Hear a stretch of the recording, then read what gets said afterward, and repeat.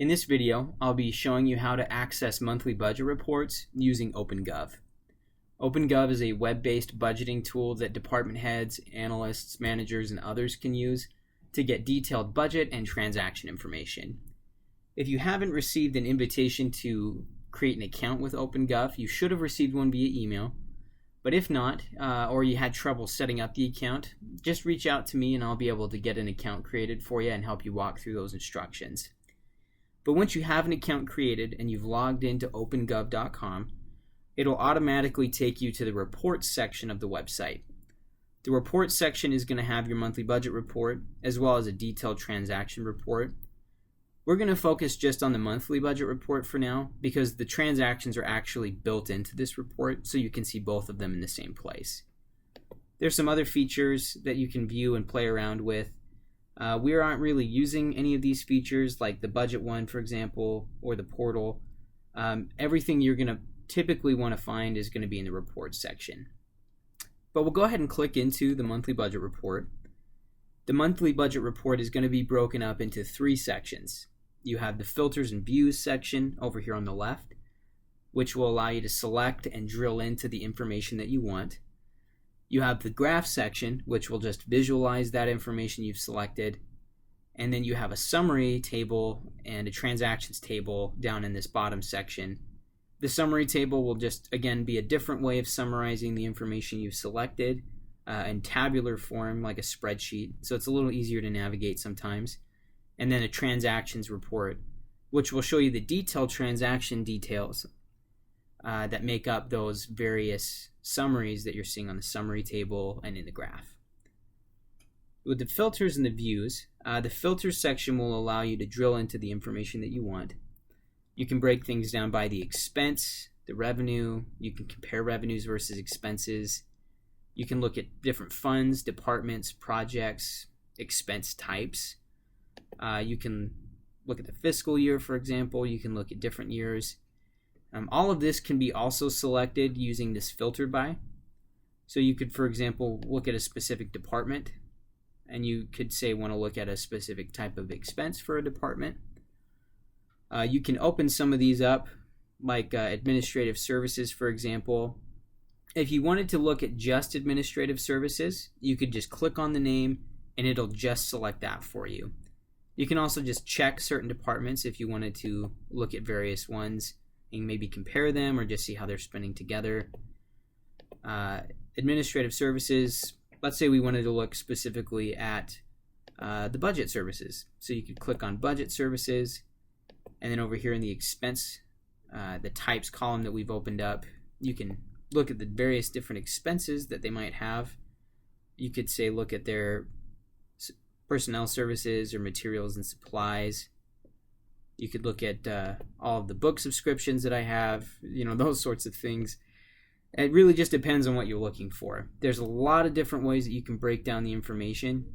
So you're going to want to take some time exploring that and just making sure you're comfortable filtering information. One other aspect that you can consider when you're filtering or viewing information is if you click on the presentation button down in the bottom here, it will give you some monthly report options, which allows you to view the data month over month is what you would usually think of when you're viewing the data. You'll look at like June, July, August, September, and so on. If you're wanting to compare year to year, though, say, for example, you wanted to look at your expenses in June over the past few years, you can set it that way using this option. The amounts section right here will have a cumulative option and an incremental option. The incremental option is just going to show you the expenses for that particular month compared to the amounts that were budgeted for that month. So you won't be seeing like the last month's, for example, spending or like the last month's expenses on top of that. That's going to be in your cumulative view. So let's say, for example, you were wanting to see how much of your total budget you've spent up to the current point in time that you're at. The cumulative view is going to be more useful for that because it will show you how much you spent in July, and then it'll show you how much you spent in August, which will also include what you spent in July, and it'll just accumulate until it makes up the full budget. Again, you're really going to want to play around with some of these options to get comfortable with it. just because there is a lot of information and a lot of different ways you can view it. So let's say, for example, well, I don't want to look at things year over year, so I will just look month over month. And let's say we wanted to look at how much a department was spending out of their total budget for the year, how much they'd already spent. Well, so we'll leave it on cumulative. And let's see here, we can look at expenses, and we can break it down by the department. And in this view, since we've already selected the budget services, let's see here, you can break it down. The broken down by section will just change the way that the graph is viewed. So right now we're just looking at the department, and it's just going to show the department's expenses. But if you look in the filters, we've actually selected all of, again, some of these different expenses in here, but not all of them. So you might want to say look at the expense type and have it broken down that way. And this will help you see personnel services, book subscriptions and memberships. And let's say we wanted to look specifically at how much I'd been spending on books. So we could click on that. And as you can see here, we had some amounts budgeted for the budget services department to spend on books, and we have bought none. So there are no actual amounts. The striped columns are always going to show you the budgeted amounts for a month, and then a solid color is going to show you the actual amounts for that month. So let's look at something that's a little more interesting than how much I've spent on books. And we could look at personnel services, for example. So if we just click on that, it'll break that down for us. And that gives us a much more interesting graph to look at. Again, you're going to want to always remember that if you're seeing these amounts just like building up over time, you're more than likely in a cumulative view. And so while you might have, like, we spent a little bit in July, for example, on personnel services, you'll notice that in August, in this month right here, we've spent a lot more. But then if you'll look in the future months, it just stays the exact same. And that's a little less intuitive at first.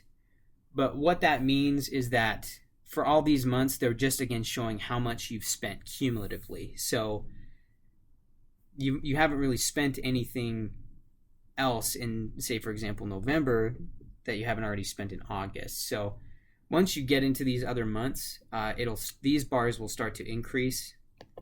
Let's get these views out of here really quickly. So some of these bars, like for example in December, this one will likely be closer to the budgeted amount once you're actually in December, because you'll have accumulated all the expenses in the prior months. But if you feel like the graph's a little confusing or you're having difficulty interpreting it, one great way to look at things is by using the summary table down at the bottom. So the summary table is going to break down all of the information that you're viewing in a format that you're probably a little more comfortable with. It's more like a spreadsheet. So for example, you could look at regular pay and you could look at the various months. It'll just go month to month. So you'll have July fiscal year 2019's budget for regular pay. And in this, it was $6,752 for regular pay for budget services. But in July's actual expenses, we spent a little bit more than that, so it was $7,034. And then it'll give you the difference between them, so the variance. So we spent $282 over, or in the poll of what we had budgeted. And that $282 makes up about 4.18% of the amount that we originally had budgeted. And you can do that and look at that for various months. And again, since we're in a cumulative view, you're going to always want to remember that in August's fiscal year's budgeted amount, that's going to be the amounts of regular pay that we had scheduled for the month of July and the month of August.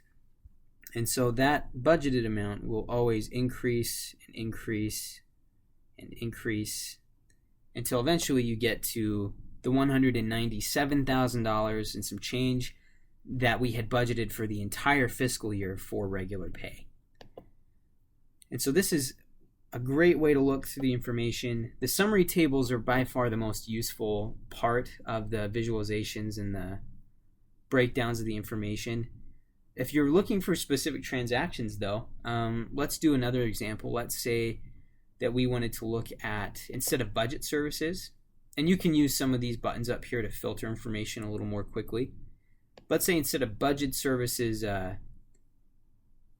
personnel costs and that sort of thing, we wanted to look at Parks and Rec, and we wanted to look at Parks and Cemetery.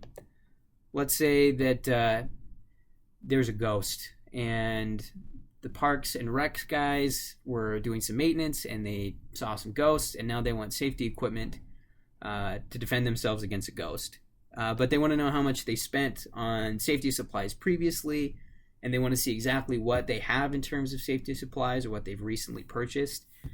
Let's see if we can drill into their safety supplies and see what they've purchased. So we're in personnel services, but we want to get a little more information than just their pay. So we'll click on the filters. We will go to the expense types.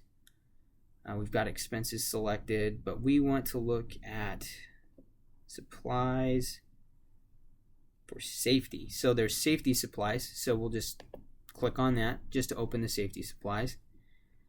And remember, we've selected in Parks and Rec, in Parks and Cemetery, to see what the cemetery workers have. And we'll notice that they haven't spent anything so far this year in July on safety supplies. They had some amount budgeted, about $2,000, but they haven't spent anything. And that can be shown down here in the summary table, the $2,000 that was budgeted. And it looks like they actually did spend a little bit. The graph doesn't quite show it because it's so small, but they spent $29 on something for safety. But you're curious, what does that $29 represent? You can go into the Transactions tab, and that will give you detailed explanation of all the transactions. So this information is a little congested, it's a little tight. So if you're wanting to look at specific things, you can actually drag these columns around so that they're smaller. So we don't really care. We assume it's all from the general fund. Maybe we're not super interested in the account codes right now because we've already technically got a filter selected where we're looking at just safety supplies. So we'll just go ahead and close that down.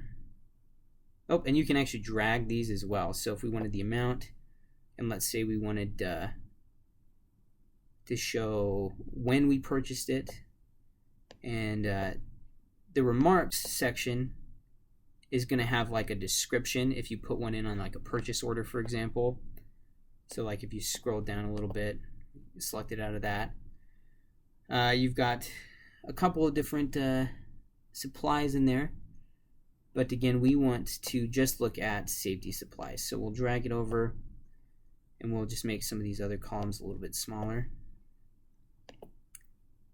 And again, as you can see, it does take a little bit of time just scrunching things down and getting things sorted to find what you're looking for. But we want safety supplies. We don't care about the project so much in this case. PO, that. Journal type, that's not important either for us in this case. But if you did want to know what a journal type was, for example, you might have an encumbered amount, which would be ENC, or you'd have an actual amount or something like that. But let's say we wanted to only see, again, what we've spent for that $29 in July. So we can actually click on this, the effective date, and we can filter it even further if we'd like. So we could just say from July 1st of 2018 up until July 30th of 2018. We could click OK. And let's see here if we can find it. It looks like it's still giving me, because I did not change 7 of 30 of 18. Click OK. And it looks like it's not wanting to cooperate with me. So we can actually, instead of just looking at, because if you notice it's actually going down, so we can change it, instead of descending, we can look at it from an ascending order, and we can see that it looks like they spent 2 amounts here on a carabiner clip, aluminum, and metal wire keychains. All the things that cemetery workers would safely need to use to deflect ghosts, perhaps. I'm not sure. But that will show you kind of the detailed transactions that you're looking for. And that's just kind of a brief, quick presentation of how you can sort through some of this information to find what you're looking for. Again, there's a lot of ways that you can filter things, so you're definitely going to want to take the time to just explore and look around. If you have any questions, I'd be more than happy to answer those for you. We can go through it. I can come to your office and kind of give you a walkthrough, and we'll have subsequent trainings as well. But hopefully that helps, and if you have any questions, again, feel free to shoot me an email. Thanks.